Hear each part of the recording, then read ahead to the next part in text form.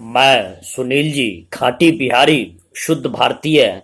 आप बिहार के तमाम छात्रगण जो 12वीं कक्षा में अध्ययनरत हैं उनके लिए पुनः लाजवाब, रोचक, ज्ञान से परिपूर्ण लेक्चर सीरीज लेकर के हाजिर हूं।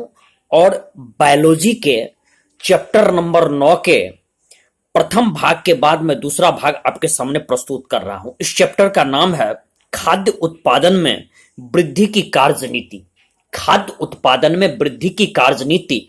लेकिन इस लेक्चर को सुनने से पहले मैं आपसे यह आग्रह करूंगा, करबद्ध प्रार्थना करूंगा कि आप इसके पहले भाग को शुरू से अंत तक सुने, बार बार सुने, तब जाकर के आपको दूसरा भाग बहुत अच्छे ढंग से समझ में आएगा। तो ऐसा हुआ कि हरित क्रांति जब आया तो उसका देखिए कितना जबरदस्त प्रभाव हुआ कि 1960 से 2000 तक आते आते तक गेहूं का उत्पादन 11 मिलियन टन से बढ़ करके और बढ़ करके 75 मिलियन टन हो गया। धान का उत्पादन 35 मिलियन टन से बढ़ करके 89.5 मिलियन टन हो गया। वही खेत, उतनी ही आकार और बीज की नई क्वालिटी, खाद का सही उपयोग, कीटनाशक का सही उपयोग, प्रचुर मात्रा में उत्पादन हरित क्रांति से होने लगा। आपको याद होगा जो पिछले वीडियो में मैंने आपको बतलाया था कि विश्व में हरित क्रांति के जनक का श्रेय किनको जाता है? तो नॉर्मन बोरलॉग को जाता है। वो कहां के थे? मेक्सिको के थे। बाद में उन्होंने अमेरिका की नागरिकता ले ली। और भारत में हरित क्रांति का श्रेय MS स्वामीनाथन को जाता है। याद रखना, सुनील जी खाटी बिहारी बोल रहा है, बार बार पूछता है, प्रतियोगी परीक्षा में पूछता है और 12th में भी पूछता है, जम करके पूछता है।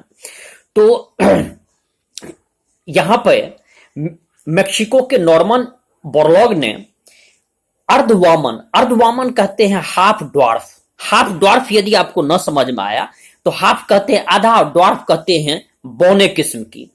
आपको न तो ग्रामीण भाषा में ध्यान रखिएगा, भुटबा वैरायटी का पौधा ये लाया। इसमें जितना इसकी ऊंचाई नहीं होती थी उससे कहीं ज्यादा इसमें दाना भरा होता था। इतना दाना भर जाता था तो कभी कभी उसके भार से वो गिर भी जाता था। तो उसमें ये हाफ ड्वार्फ वैरायटी ये लाया गया। इससे फसल के उत्पादन में व्यापक वृद्धि हुई। इसके बाद रोग प्रतिरोधक भारत में गेहूं की जो वैरायटी आई उसका नाम था सोनालिका गेहूं की वैरायटी रोग प्रतिरोधक थी। कल्याण सोना ये भी गेहूं की वैरायटी थी। ये भारत में इसका प्रयोग अब बड़े क्षेत्रों में किया जाने लगा। परिणाम क्या हुआ कि भारत में गेहूं का उत्पादन बहुत ज्यादा बढ़ गया। अब हम लोग अर्धवामन धान के बारे में जानते हैं कि हाफ ड्वार्फ धान की भी किस्म आई। इस किस्म का नाम था IR8। इसको डेवलप करने का श्रेय international rice research institute Philippines को जाता है। फिलीपींस में ही अंतरराष्ट्रीय चावल अनुसंधान केंद्र है, वहीं पर इसको पैदा किया गया था। IR8 उसका नाम था। IR8 किसका नाम है? तो धान की प्रजाति बहुत अच्छी उपज देती थी।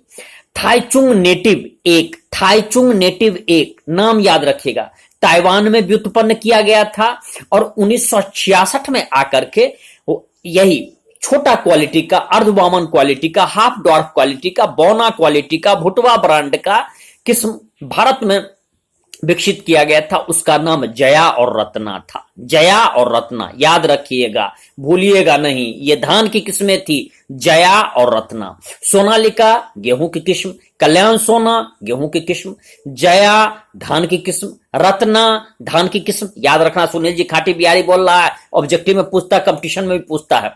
गन्ना में भी परिवर्तन आया। सैकरम बारबरी मूल रूप से उत्तर भारत में पैदा किया जाता था। इसमें मिठास की अंश कम होती थी, स्वाभाविक है।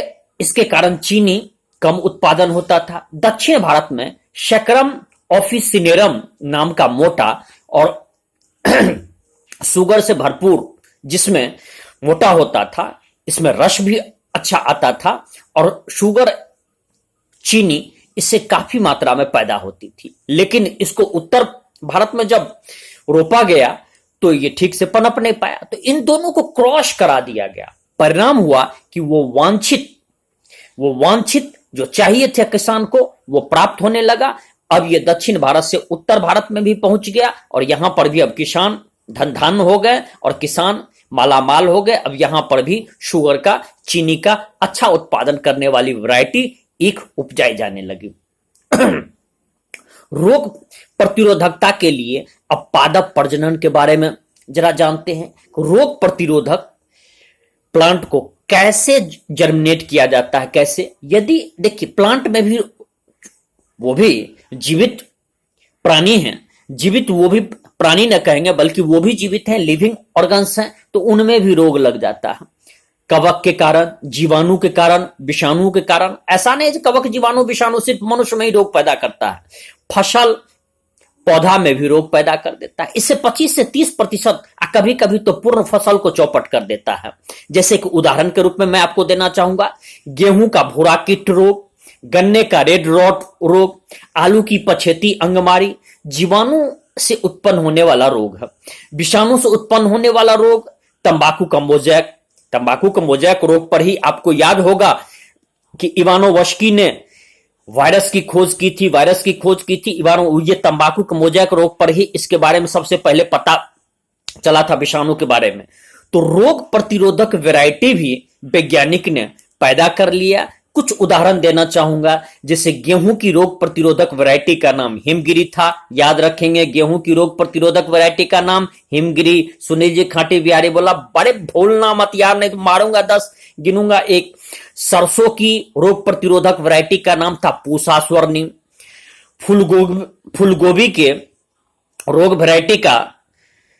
रोग निरोधक वैरायटी का नाम था पूषा सुब्रा। मिर्च की रोग निरोधक या रोग प्रतिरोधक वैरायटी का नाम था पूसा सदाबहार। तो इस तरह से कई सारे रोग प्रतिरोधक वैरायटी जनरेट हुए। अब उसका उत्पादन बढ़ गया, अच्छा उत्पादन होने लगा, किसान को लाभ होने लगा। उत्परिवर्तन के बारे में जाने, ये क्या चीज है उत्परिवर्तन?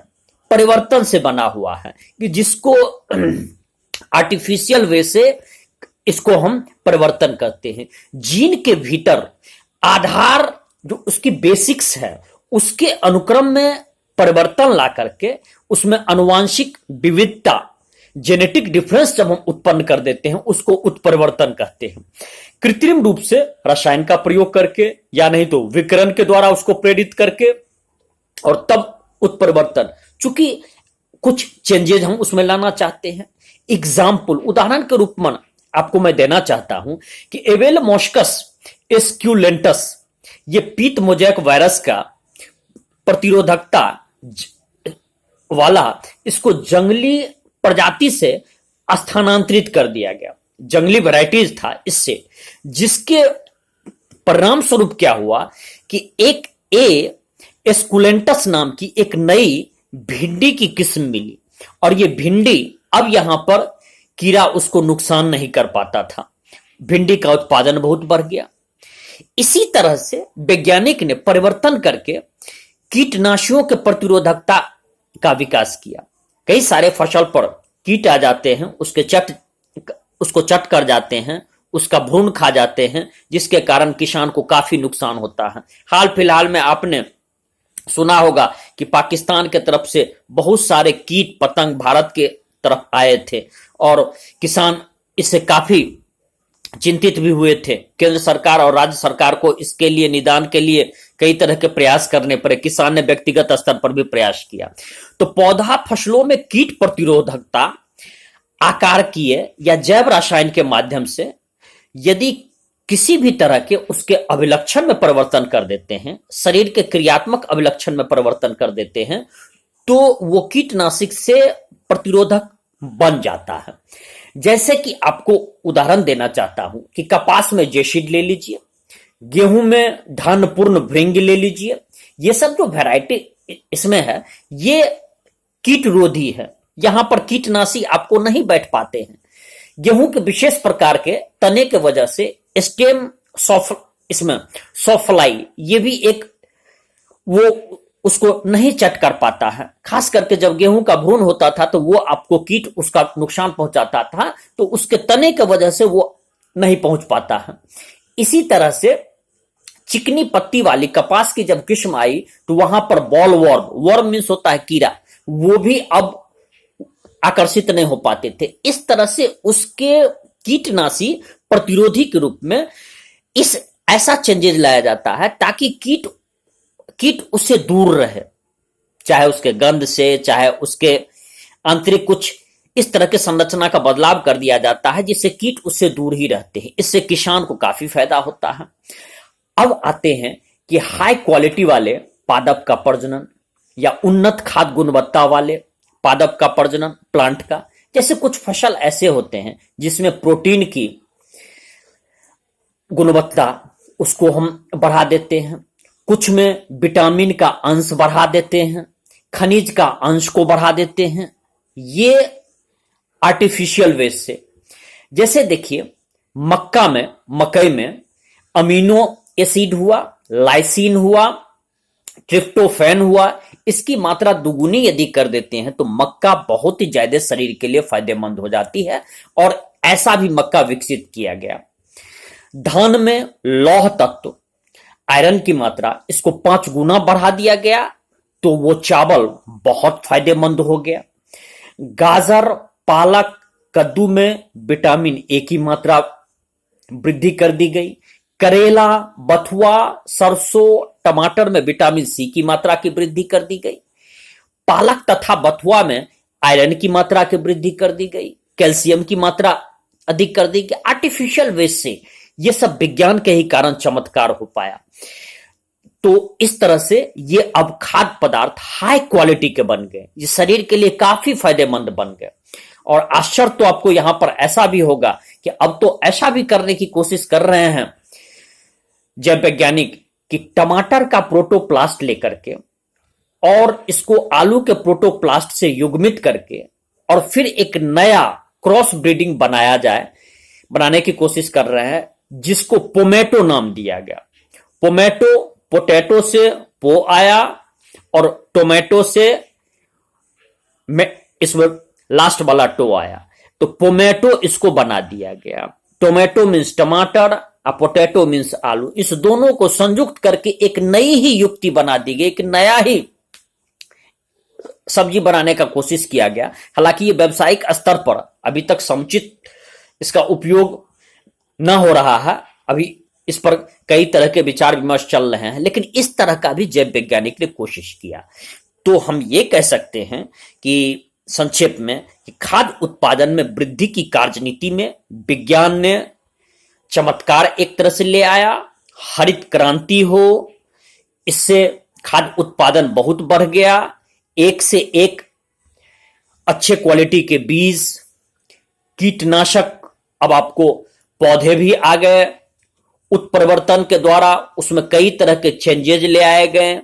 रोग प्रतिरोधक वैरायटी चले आई जिसके कारण फसल के उत्पादन में काफी वृद्धि हो गई और अब मानव ये कह सकता है कि वो खाद्य के मामले में निश्चिंतता की ओर वो पहुंच गया और अभी भी खाद्य उत्पादन में नई नई तकनीक आ रही है जिससे इनके उत्पादन में वृद्धि अनवरत जारी है। इस तरह से मैं सुनील जी खाटी बिहारी अब आपसे इजाजत लेना चाहता हूं, लेकिन मैं पुनः आपसे कहता हूं कि अरे भैया, फ्री चैनल है सुनील जी खाटी बिहारी, आप कहीं से भी तैयारी करते हो बिहार में, चाहे आप 38 जिला में कहीं से भी आप तैयारी कर रहे हो, पटना से, दरभंगा से, आरा से, सीतामढ़ी से, अररिया से, कटिहार से, कहीं से भी आप तैयारी कर रहे हो। अरे भाई, फ्री चैनल है, इसको सब्सक्राइब करो, मित्रों में बतलाओ, शेयर करो और बार बार सुनो। मेरी सुनील जी खाटी बिहारी की ये अपनी व्यक्तिगत इच्छा है कि बिहार का हर छात्र, चाहे